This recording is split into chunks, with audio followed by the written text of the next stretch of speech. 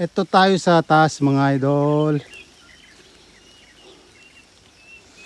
Hello, assalamualaikum warahmatullahi wabarakatuh. So nandito tayo sa taas ng bukid. So dito po tayo maglilinis ng ating mga puno, mga halaman na tinanim, no? So ayan mga idol, yung aming mga tanim. So may mga kawayan, ayan. So yung mga kasama ko si Benz. So nandito kami sa pinakataas. So nandiyan yung mga bahay sa baba, no? So ilang bukid to. So napakasarap na ngayon. So ito po yung aming alaman na nililinis, no? So kailangan po namin linisan sa baba. Kaya halos dikit-dikit yung halaman dito. So yan yung aming nililinis dito sa bukid. So dito po ito sa ibang bansa mga idol, no? Sa North China, dito sa Macau. So napakataas, ayan.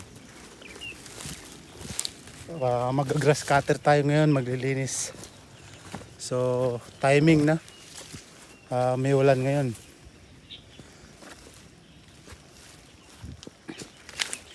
Ayan, so matirik yung bukid, pero nakakuan siya, hagdan-hagdan, no? So maganda yung paggagawa nila dito. Pagkasimula, halagang-halaga yung bukid nila. Ayan. So napakaganda yung bukid, halos pare-parehas. So walang ganong mga puno dito na matataas. So lahat ng mga halaman dito ay bagong tanim. Ayan. So nandito tayo ngayon. So grass cutter yung ating trabaho ngayon. Linis. Ayan yung ating grass cutter. So ganito kahalaga yung mga puno dito, no? Tinatanim nila sa ibang bansa. Ayan, sobrang dami. Napakarami.